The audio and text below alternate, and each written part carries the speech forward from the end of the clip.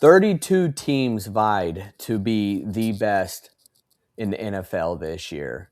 Only one team succeeded, and it may not have ever been on your list. We just witnessed Super Bowl 60, the Seattle Seahawks versus the New England Patriots, and the winner who came on top is none other than the Seattle Seahawks. And to the rise that they got there is what we're going to be talking about today. I'm your host, Matthew Raridan, and this is the Snap Count Show.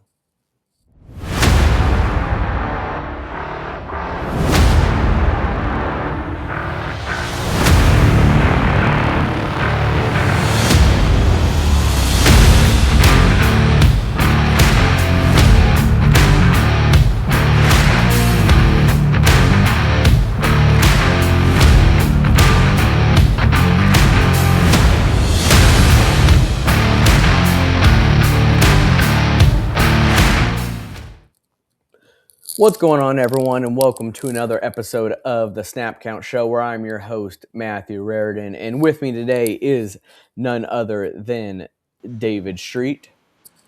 What's up, guys? Ed Smith. Hey-o! And Thaddeus Lloyd. Hello. Well, guys, here we are post Super Bowl. The season is now done and over with, and it felt like it was just a blink of an eye. And here we are; it's done. Hopefully, the off season is like that as well. But the Seattle Seahawks are your Super Bowl 60 champions. They are the ones going to Disneyland. And yes, we talked about it last episode. This might have surprised a lot of people, but I kind of want to talk about the success and how they got there here in a bit, but let's talk about just a real quick recap of the game and things that kind of surprised us there. The Seattle Seahawks won 29-13. Me and Ed, we were pretty close on our predictions there, as we had 29-17 for the Seahawks. And I thought for a second we might have gotten that, but where I was at in my prediction, and I'm going to talk to David here first, was I had said that I didn't think, the game was going to be close going into the fourth quarter. And if you were to look at the score, yes, it might have seemed close, but David, this was not close, right? No, it was not close at all. I mean, the biggest reason why Seattle, why it was only 29 points for Seattle was because every time they got to the red zone, they just forgot how to score touchdowns. But boy, did their kicker have a monster game. First player to ever score 200 points in a postseason. And it's funny as you're watching the game and you realize the Seahawks are not scoring any touchdowns. Literally, the only guy scoring points is their kicker, and everybody's asking themselves, is the MVP going to be a kicker? Like, is this actually going to happen? Of course it didn't happen. Kenneth Walker got MVP, which is fair because Kenneth Walker did put Seattle in position to score those points in the first place. But yeah, even though, again, it was only 29 points, it was not as close. It was a lot worse than the score had indicated.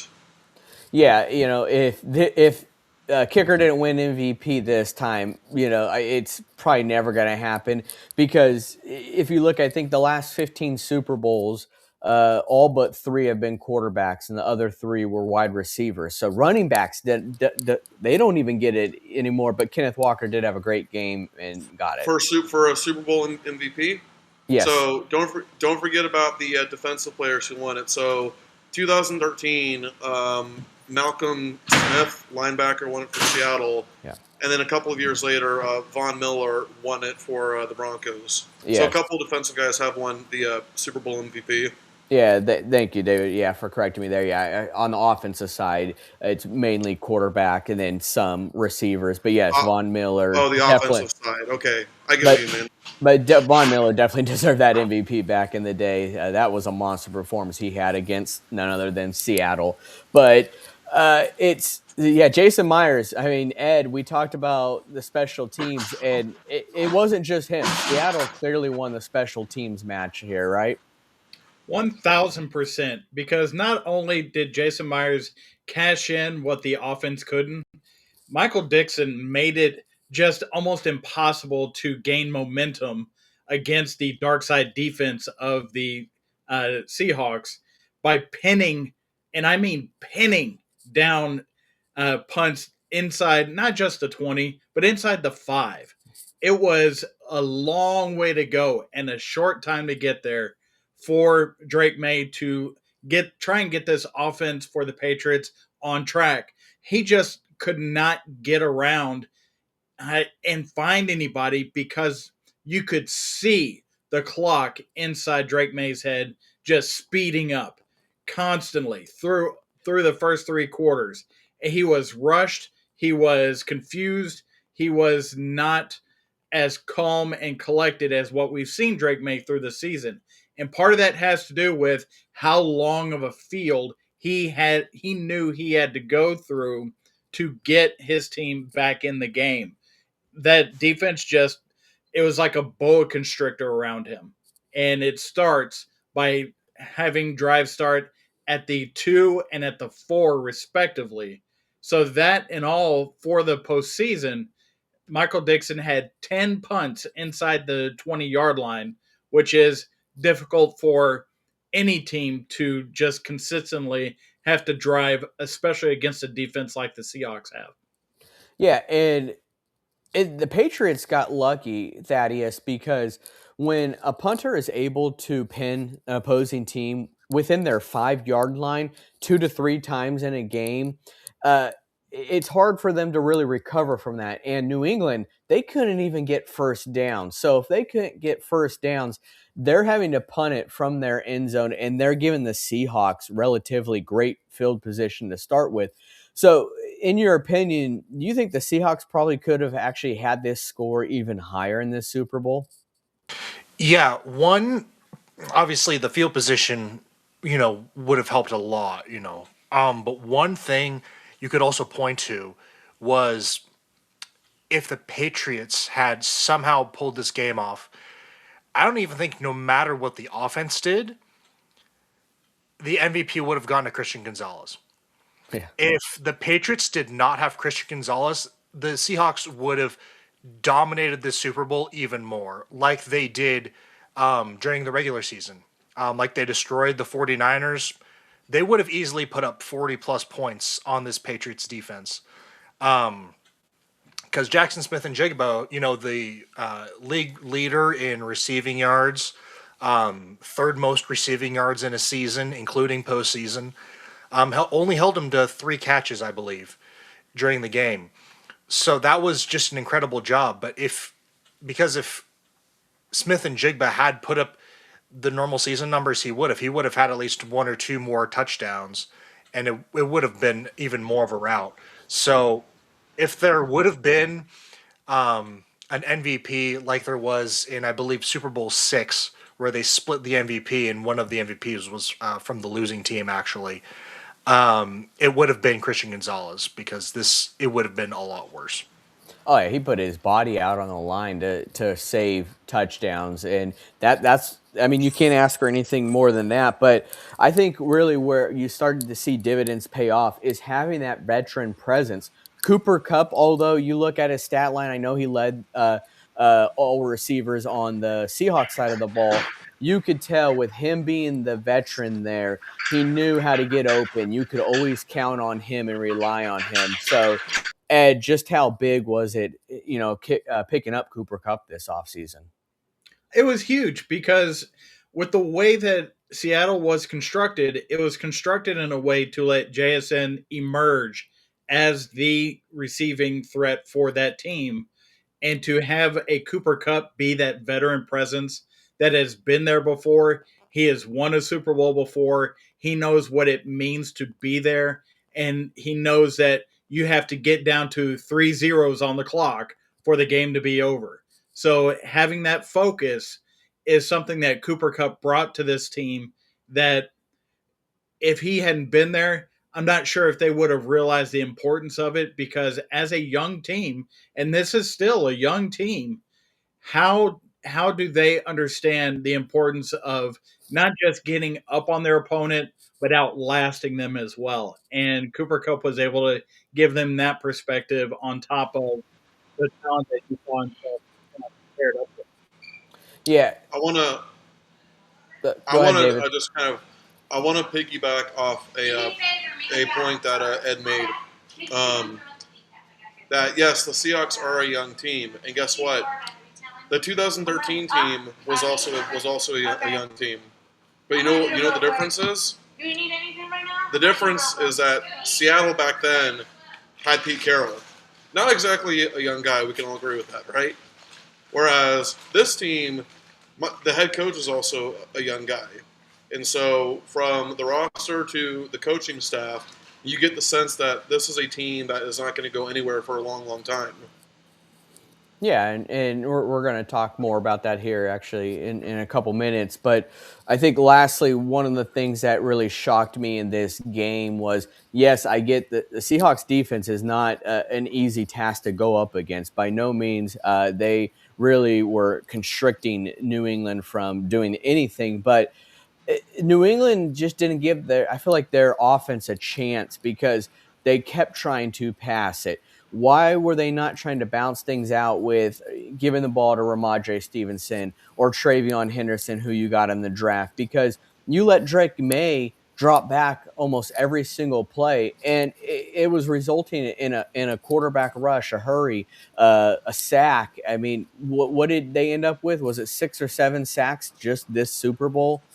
It Six. yeah, and you can't let that happen. And I get the Seahawks defense is great, but take the pressure off your quarterback by at least trying to run it a little bit more. So I just felt like is it wasn't the best play calling by any means. So that was my issue with the Patriots side of the ball. But I will still say that even if they did change that up, I don't see them winning this game.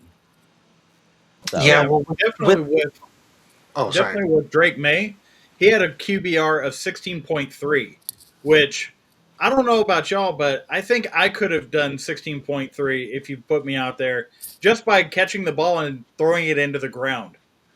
Uncle Rico could have done better. Thaddeus. Yeah, what I was gonna say is, well, it was a trend though. You should have seen this coming, right? Obviously, Drake May throughout the playoffs faced top five defenses all the way through, right? But he's the most sacked quarterback in a postseason ever. 22 sacks in 4 games. So it wasn't like, it was just this one particular matchup was bad. This whole postseason was a bad matchup for him. Now, obviously, he's a young quarterback, taking longer in the time in the pocket, likes to wait around and, go around in circles in the backfield or scramble. But it's also an offensive line problem. Obviously, everyone was kind of rightfully making fun of Will Campbell because the Patriots drafted him as a tackle, but it seems like he's more of a guard. Like he could be an elite guard, but he got absolutely destroyed almost all the playoff games as a tackle. So they're going to have to move some of their O line around, draft some new players, or get some new free agents. Because they improved from the previous year, right? They had one of the worst O lines 2 years ago, but they improved, but it was still a middling offensive line. And you need a top tier offensive line to win any football games, especially in the playoffs. Well, It you all talk about injuries. Uh, Will had played the second half of the season with a knee injury that was not getting any better, but he was still the best option at tackle throughout the rest of that season. So to be exposed like that, that is really what we saw was the exposure of the injury that Will had to go through. And I was looking at some tape and saw that the Seahawks defenders could actually had some tells on Drake May on how he was going to throw and where he was going to throw just by the way he was setting up and the delaying those throws down the middle. So they were already on top of it, very much reading the Patriots offense before the Patriots could complete the design of the plays that were being run. Yeah, that's why film is so important. But that left side of the line was doomed. I mean, from the get go, it wasn't just Will Campbell; it was the guard as well. They were not going to fare well against that Seattle defensive front. That's for sure, and it showed. It really did. But I mean, New England is a young team as well. They're going to have to go back to the drawing board. They still got here this year, so we have to give them credit, whether they played a weak schedule or not. They won the games that mattered. So even if it was against a backup Jared Stidham, they still won. So, I still tip my cap to New England, but Seattle was the rightful victor. Did you guys see? There was this stat that went viral on X that basically summarized the Patriots' schedule as this: every single team they faced either fired its head coach or was an NFC South team. So, objectively speaking, this may have been the worst schedule we have ever seen. Well, the NFC South, I'm sure you're wishing Tampa Bay was also one of those teams that let go of their head coaches. Yeah, but you don't always get what you want. Yeah. So, well, enough with the game. I want to talk a little bit more about the Seahawks here. We all know that this is a team sport. There is not just one person that is winning it for the Seahawks or did win it for the Seahawks in the Super Bowl. But there is one person that I feel needs to get the most um, recognition, and that is none other than General Manager John Schneider. There is a reason why Seattle is here in this position, and that is because of him. Whether it was the Russell Wilson trade or the draft picks that they got from that trade, or even going out on a limb and signing Sam Darnold to a 3-year deal after he's seen a lot of ghost in his career. He made the necessary trades, he made the necessary picks, and he made the necessary free agent signings ultimately that got them here. Oh, and let's not forget, he hired none other than who? Mike McDonald, their head coach. So John Schneider, I think, needs to get a lot of respect on when it comes to why Seattle is here. I know it is a team sport, but Thaddeus, just how great has John Schneider done for the Seahawks?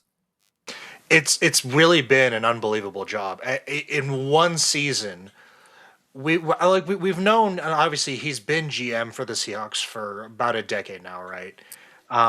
Over a decade. So he's been there for a while, but he's never been, when you think top GMs, he's not really been discussed with that, even though he's been with the Seahawks for a long time. He's never been like brought up in the conversations because it's Seattle, like it's up there in the Northwest.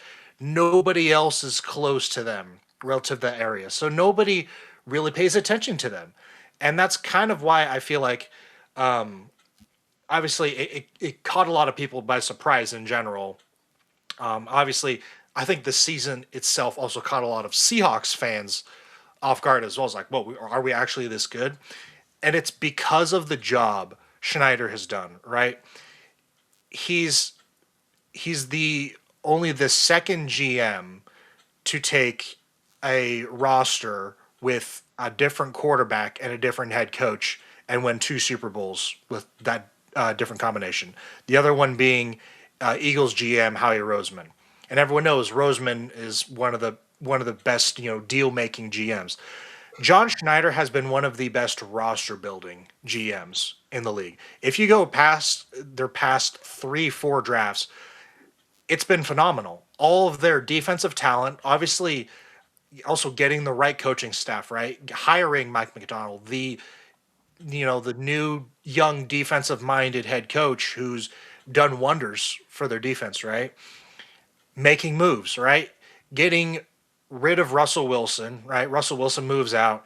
You get Geno Smith, you get the best years of his career, right? And then you move off of Geno Smith and everyone thinks you're crazy, and you bring in Sam Darnold, who everyone knows he's got talent, but there's a lot of question marks around him.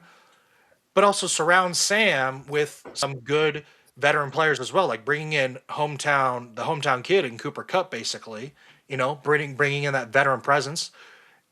Again, drafting really well, both sides of the ball. Obviously, the defense is really good, but then getting a couple of rookies on the offensive line who still end up being really good for you.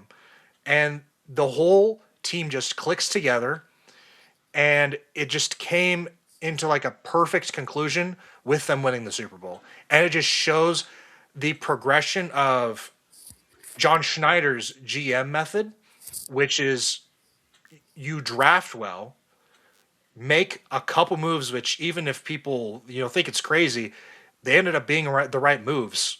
And it's really hard to do that in the NFL, especially. It's one of the hardest leagues to do that in.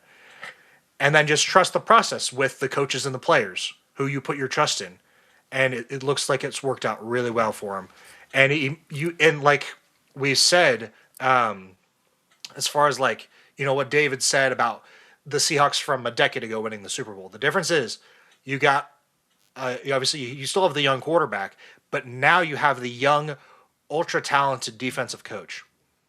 This can be a dynasty. Yeah. Ed, just like Thaddeus alluded to, it is a game of risk. It really is. As a general manager in the NFL, if you were in John Schneider's shoes this last offseason, were you signing Sam Darnold? I think I was getting away from Geno Smith. That's for sure. Yeah. So who is going to be the class of quarterbacks in free agency that you wanted to bring in to build around that was been in the league long enough to know how to play at the NFL level, and B, young enough to be able to build a team around that could make a run for a much larger window to win multiple Lombardis than somebody that, say, Aaron Rodgers. Sorry for your Steelers. That Aaron Rodgers, who's a 1 year gun for hire. So this was the really the best move, and maybe the dumbest move for the Vikings uh, to let Sam Darnold go, because JJ McCarthy is basically running his rookie year in his second season because he was injured the entire rookie year. So you're going to have to go through those growing pains, and you let Sam Darnold walk after a 14-3 season. That is a dumb move on the Vikings, and one man's misfortune is another man's riches. And that's exactly what John Schneider did with Sam Darnold. I gotta come to the defense of the Vikings general manager here. Hindsight is 2020. There is absolutely no way on God's green earth that anybody could have predicted Sam Darnold, who at the time was a 1-year wonder, that he would win the Super Bowl the next year. And if you say so, you are a liar. Nobody could have predicted that. I'm not saying that. What I'm saying is that Sam Darnold being at least successful in the offense, to then move on from him for somebody that had not played a snap of in NFL regular season, you're not going to get the same level of success. So to immediately have that turnaround, you're discarding somebody that brought you success for somebody that you hope is going to be the guy. That's a fair point. I was actually, when that move happened, I was wondering to myself, I was like, why did they move off? Your QB just threw 35 touchdowns and led you to one of the most winningest seasons in franchise history, right? And you're banking on a rookie who just came off a torn ACL. I obviously I did not expect, like David said, I was not expecting Sam Darnold to be this good. You're right, but I was still thinking he was going to be better than a second year, first time playing JJ McCarthy. That was a really questionable move by the Vikings, and maybe that's why the GM got fired. So. Yeah, it has nothing to do with the success Sam Darnold has now had without them. It's more so the fact that they should have kept him in the time being, because he would have more success than JJ McCarthy. I will add one more point. I mean, if anything, this just goes to show how utterly cursed the Vikings are. They move on from the best quarterback they've had in years, and he goes on to win the Super Bowl the next year with a different team. The curse of Gary Anderson. Yeah. Yes. Yeah, I mean, no one could have predicted it, but it just goes to show, though, that is the NFL. I mean, only 2 quarterbacks have won 14-plus games in back-to-back years, That's Tom Brady, and that's Sam Darnold. That's the list. Yeah. Sam Darnold being the only one that did it, though, for two different teams. So he has shown a new leaf to his career in the NFL, and I have to give nothing but props to him too, with being that backup in the NFL because he was listed as a bust. Now here he is, a Super Bowl winning quarterback. So Yeah. that's a successful career in my eyes right now. There is one more thing, and we don't need to do a whole conversation about it. I'll just add one final point.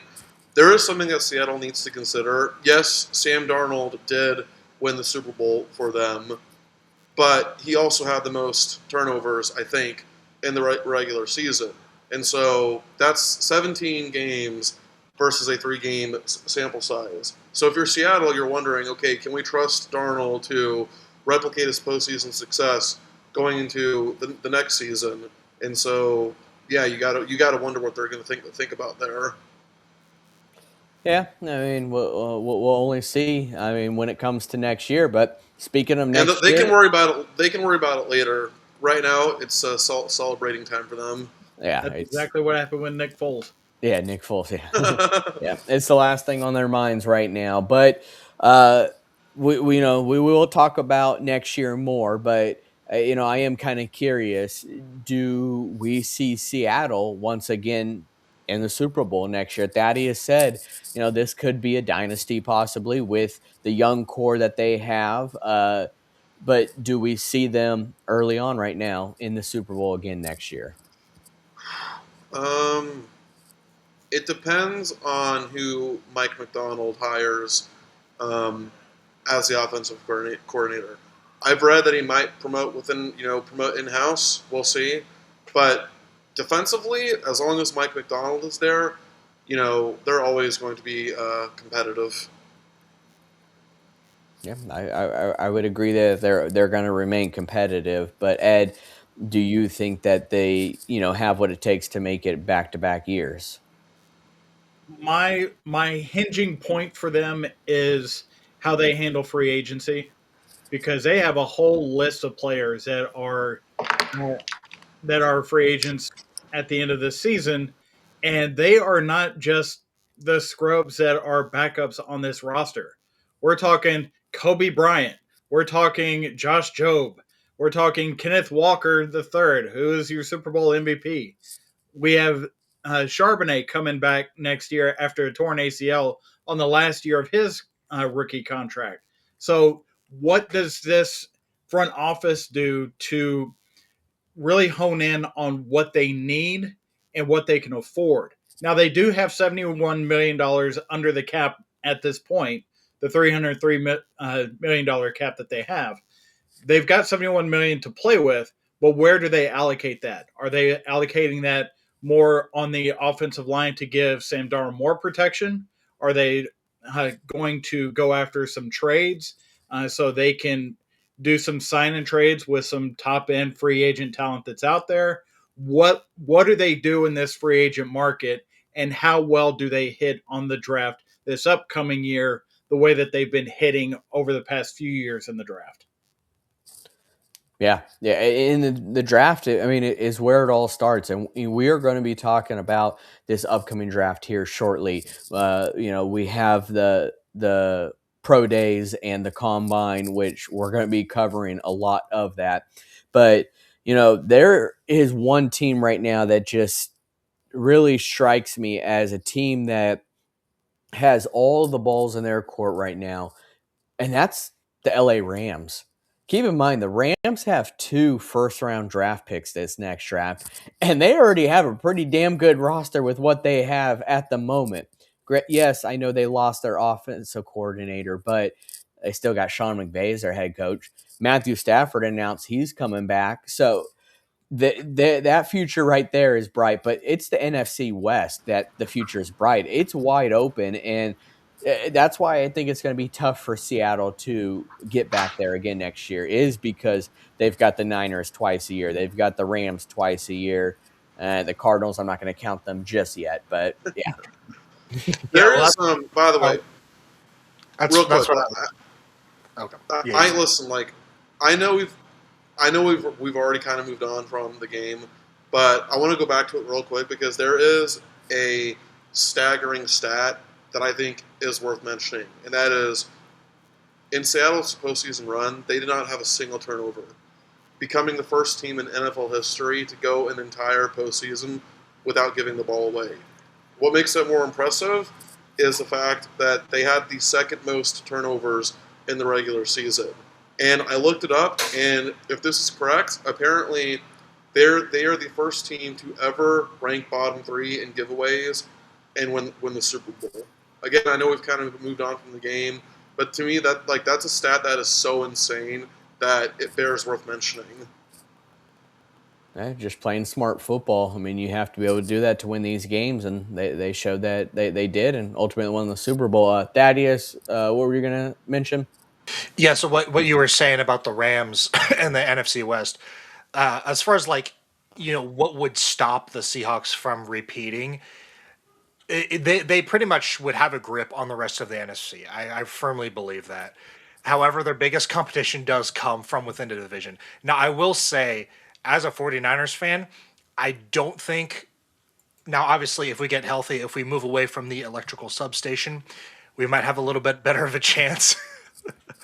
But I will say Kyle Shanahan, as much of a great offensive genius as he is, still has not been able to crack Mike McDonald's defense yet. Mike McDonald's, had done a really good job against Kyle Shanahan. So I don't think the Niners are as much of a threat. Obviously, they're still a really good team, but there's not as much of a threat as the Rams are. The Rams, like we mentioned, they have the first, they have the picks, which they are going to spend these picks in order, right? They're going to get corner for their first round pick, kicker and punter, all first round picks, right? Yeah. Um, because obviously the thing that hurt the Rams all season was their special teams, and there was a fascinating chart which basically showed every team's you know special teams ranking and how much they paid for how much they spent on special teams. Seahawks put the most capital into their special teams, Hmm. was the number one ranked special teams in the NFL, which is really fascinating. And the Rams spent the least amount of money on special teams, and well, look what happened. So well, obviously I was joking with getting a kicker or a punter in the first round, but they are going to have to spend some capital on that. But if that happens, I I really don't know who's going to win those games. We could see another, 37-34 game, maybe even twice next year. That Rams Seahawks, I think, will be another fantastic installment, especially with Matthew Stafford coming back. Thad, you mentioned Kyle Shanahan not being able to crack Mike McDonald, and it's hilarious because even Kyle Shanahan has that self awareness. I think pre Super Bowl, one of the reporters asked him how to stop the Seahawks, and Shanahan's response was basically like, "I don't know why you're asking me. I can't do crap against them." Yeah. Yeah, man, it was definitely very tough to do so. But um, I'm going to ask you guys, if you give me a quick early prediction on who you think will make it to the Super Bowl next year, and you'll see why I'm asking that. So, Ed, I'm just going to start with you. If you just want to spitball, who do you think will represent each conference in the Super Bowl next year? Well, I want to give two answers if I could, because there's one answer that I had that made the playoffs, and I have one answer that did not make the playoffs. Okay. And for the team that made the playoffs, that I think has a better shot of making the Super Bowl, it's the Denver Broncos. Because of all the teams out there, the Denver Broncos paid the least for the most uh, paid the least for the most experience and the best play out of their roster of anybody that I have researched so far. And they are to the point where the the salaries for these players are going to match what their eval has been for this past year. So I think it's going to be an all-in season for this upcoming year for the Denver Broncos, because this is really going to be the last year that they are going to be able to pay for players that are not Bo Nix, that are not, you're not dropping a whole bunch of money into the quarterback position, so you can take advantage of that and open the window for a deep run in the playoffs by not by just using the players that you have and then adding to it. So that's why I think that is one team. If this other team makes it, then it would be a rematch of Super Bowl 32. And for those that don't remember off the top of their head, that would be the Atlanta Falcons. There is so much talent on this roster. There is so much positive uh, positive energy going into Steven Stefanski's first year in Atlanta, that if he can get Michael Penix to play up to this his capability, along with Bijan Robinson, and somehow get London and get Kyle Pitts back off of free agency and get this defensive line, you know, continuing to move forward, I think this is the possibility of the Super Bowl for next year, Super Bowl 61, have it be a repeat of Super Bowl 32. Yeah, I mean that Kyle Pitts, he did so much for his value the last couple weeks of the season for free agency, but I think I mean he actually showed what his potential has, been supposed to have been since he got drafted so early on in the draft. So, all right, Falcons and the Broncos. David, who would you have? So I can definitely see the Broncos representing the AFC, and I actually did consider them for my AFC prediction. But ultimately, I'm going to go with the Jacksonville Jaguars. And the reason why, well, there's many reasons, but for the sake of time, I'll give a reason. Head coach Liam Cohen. I think he's more than proven himself. I mean, he already proved himself as a phenomenal offensive coordinator when Baker Mayfield had his best year ever, and the Bucs had their best offense ever under Liam Cohen. And then Liam Cohen goes to Jacksonville, and he turns that franchise around immediately. But beyond Liam Cohen, it's also a trend that I think we're all noticing, and that is young head coaches are winning Super Bowl. Nick Sirianni of the Eagles, and then, of course, Mike McDonald of the Seahawks. Now, personally, I don't think Sirianni is that great of a head coach. I mean, I think he's shown that he needs the absolute best play callers on his staff to even have a chance. But regardless, it still follows a trend. Young head coaches are winning the Super Bowl, or at the very least, they are making it to the Super Bowl. So that's the reason why I'm picking the Jaguars to represent the AFC. And as for the NFC, I think the 49ers are going to bounce back. Now, when I say bounce back, I mean more so in terms of like bouncing back to the dominant team that that they were from like the late 2010s to the early mid 2020s. So I think San Francisco will bounce back in that regard. So my super duper early prediction for the Super Bowl next year is the Jaguars versus the 49ers. And for now, I'm going to take the Jags to win their first ever Super Bowl. Thaddeus? You took it from me. You took half of it at least. I was gonna say the Jags, because I think now obviously okay. I'll do Jags first. The reason I think the Jags can make it, obviously, their season was really promising, especially second half of the year. Like you said, Liam Cohen was doing a really great job with them, doing a great job with Trevor Lawrence actually, um, and they were just a tipped interception away from sending the game against the Bills into overtime. If almost winning against superhero mode Josh Allen is a pretty good feat, I would say. Um, so yeah, I'm also going to say Jaguars for AFC. Other potential teams could be the Texans if they start Davis Mills instead of C.J. Stroud at quarterback.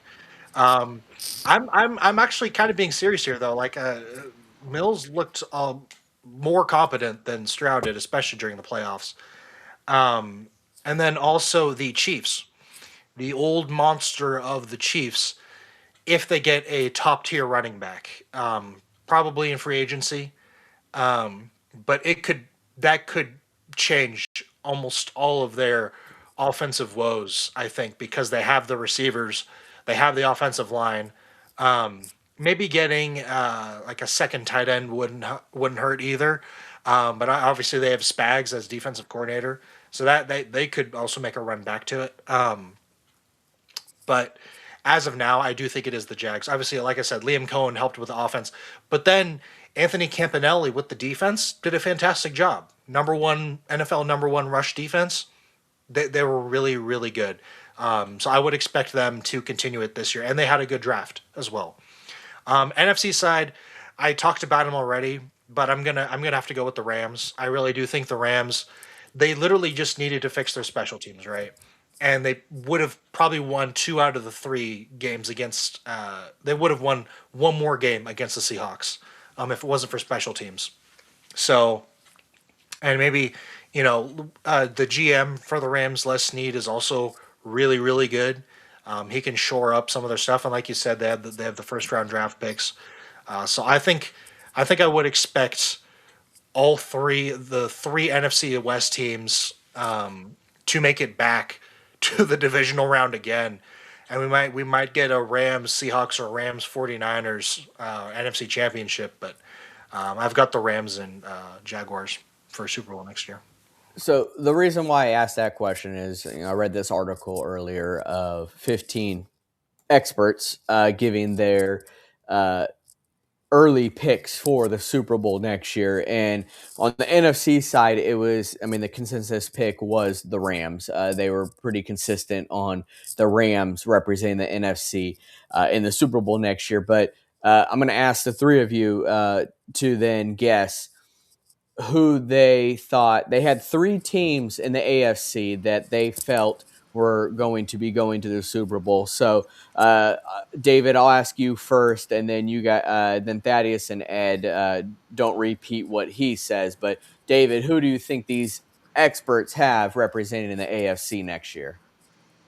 Let me guess. The Buffalo Bills, because the Buffalo Bills Super Bowl prediction has pretty much become a guy who needs CPR, and the experts are like desperately giving him CPR, being like, "Come on, don't die on me, don't die on me." It's got to be the Bills. That's one of them. Thaddeus, Sorry, what was the question again? who do you think the experts are Oh, who the predicting experts think? in the AFC? It's the Chiefs. That's team number 2. And Ed, can we get a clean sweep here for team number 3? Oh, the pressure. Oh, the Don't pressure. let us down. Don't let us down. I'm going to say Patriots. You should have went with your prediction, the Denver Broncos. So, the experts, they do see a future as bright with the Denver Broncos, and I would have to agree with them. I really do. But they couldn't really fully decide between those 3, the Broncos, the Bills, and the Chiefs. But the Chiefs being on that list, you saw how they played last year. That is kind of risky for these experts to predict, but I think they're still high. Even on Mahomes coming back from an injury like that in a surgery, they still think the Chiefs are going to represent. We already heard Thaddeus make his claim, but Yeah. David, do you agree with that? Do I agree with the Chiefs making it back? Yeah. Yeah, I agree in the sense that, listen, I'm probably one of Patrick Mahomes' biggest critics, but I'm also a realist, and I can recognize that if they make it back, if they make it to the playoffs, the refs, Andy Reid and Patrick Mahomes can certainly lead them back. And by the way, I talk about the Bills.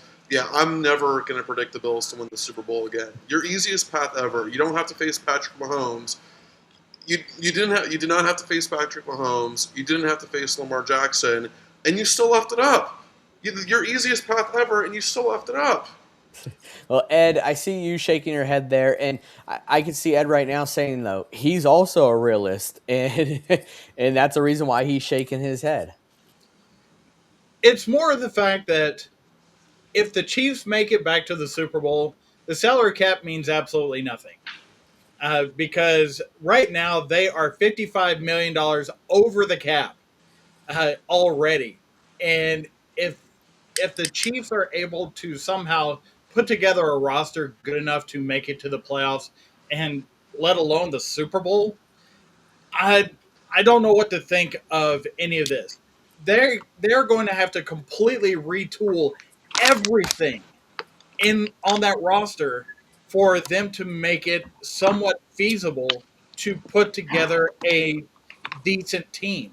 So yes, you're going to have Patrick Mahomes, and he can cover up a lot. We've seen him cover up tons of low level play around him, but that doesn't mean that he can absolutely carry a defense, a special teams, the wide receiving core. Travis Kelsey, if he decides to retire, even though he's just a free agent at this point, I just don't see how the Chiefs can put it together, especially with Patrick Mahomes barely being able to stand right now coming off of a torn ACL.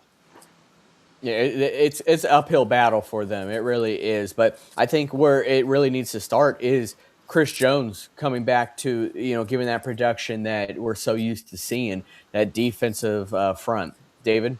So I've got an interesting question for you guys, and I thought about this last night.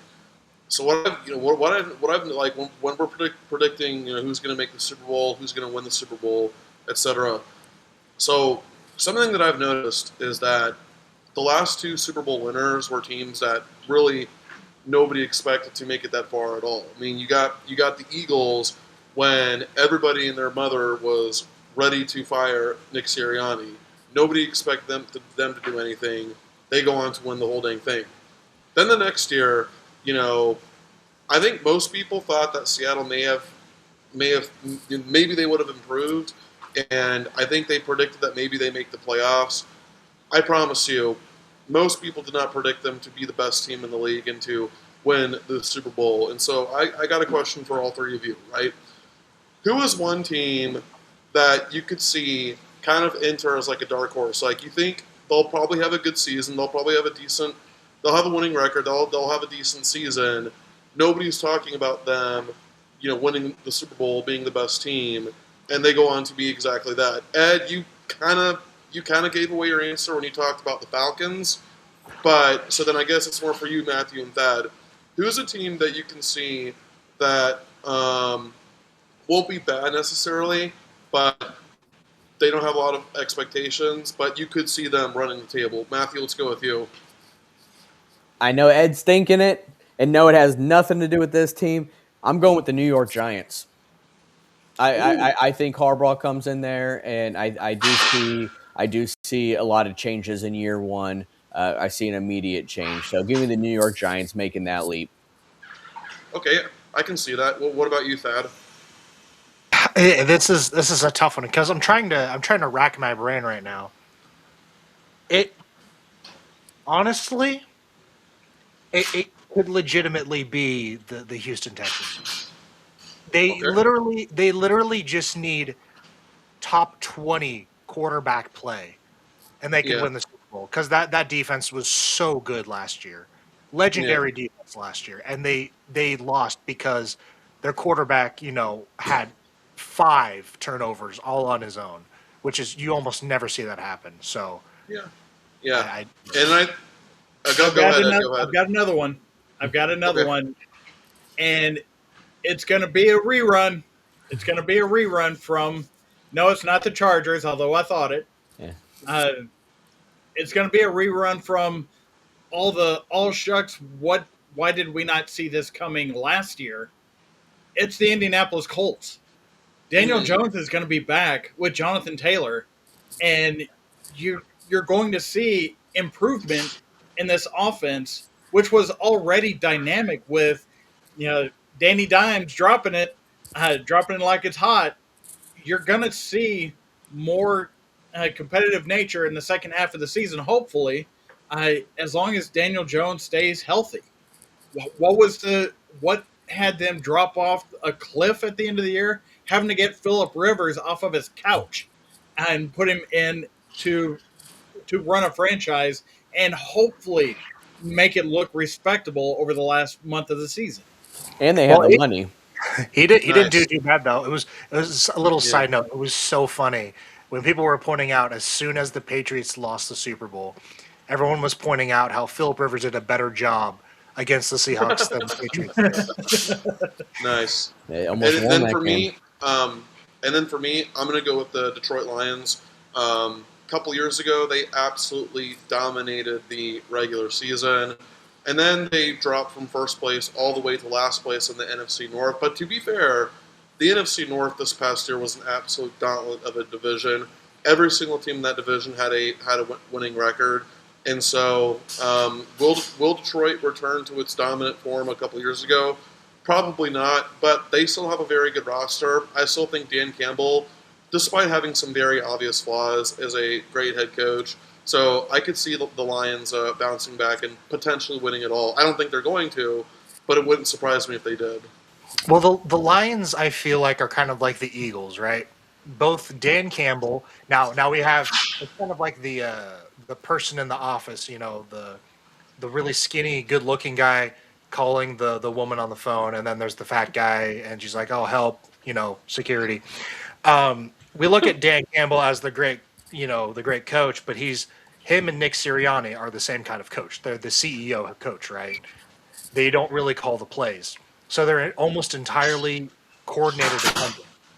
If the Lions can get the right hire, just like the Eagles did last year, they can make the Super Bowl. I think, obviously, like you said, they have the roster for it. One interesting caveat to this whole conversation about teams who could sneak up on you a potential Super Bowl. I was actually just looking up. Derek Carr could come out of retirement and he said he only wants to play for a Super Bowl contender. I'm thinking Falcons or Vikings. Yeah, we'll see. I mean, someone tried linking him to the Steelers. I feel like anytime there's a quarterback or a wide receiver available, instantly it's the Steelers. I'm sick and Matthew, tired of it, man. Matthew, you guys have become a retirement community for It's- quarterbacks. Accept it. I know it's just gonna have to be what it'll be, but I mean, I, you've got room on your practice squad, right? yeah, hey, I mean, shoot, we'll make it work. We'll make it work. I mean, no one's going to pick him up, even if we do. But I'm not saying this team's going to make the Super Bowl. I'm not even saying they're going to make the playoffs. But I mean, we do have to take a look at Washington. I mean, if they get a healthy Jaden Daniels back, Dan Quinn, their head coach, yes, they fell off, but that's because Jaden Daniels was hurt. I mean, they dealt with a lot, but they're going to have to, bring some players back for sure. So I'm interested to see what Washington does this next year. Maybe Dallas too. I mean, I know they traded away their best defensive player in Micah Parsons, but we'll see if they make any adjustments. But I like your pick, Ed, with Indy because they do have the money to spend. By the way, can we One more. go at that? You go first. Yeah, one more I could suggest also is Derek Carr's former team, the Saints. Mm-hmm. That's a By fun the one. way, we need to acknowledge Demarcus Lawrence kind of calling his shots when he called out Micah Parsons, basically saying that he'll never win with the Cowboys, and then he wins with the Seahawks. Lawrence wins with the Seahawks. Yeah. Yep. I mean, it's just kind of how the cookie crumbles. And the funniest part about that is Demarcus Lawrence was never offered a contract extension in Dallas because they wanted to save money to sign Micah Parsons. The irony. Yeah. Yep. And here he is in Green Bay. So, Yep. But yeah, that NFL season's up, done, and over with. The Seahawks are your Super Bowl champs. We are sure to be talking about a lot of this offseason going into the next calendar year of the NFL. So please stay tuned for that. We appreciate you guys being here throughout this whole season. Please continue to hit that like and subscribe button and share these videos and comment on your early Super Bowl predictions. I know it's early, but hey, someone's got to make it. So you may just be right. Put some money on the line. You may be rich by next year. So, but until next time, guys, that's the final whistle. We will catch you next week.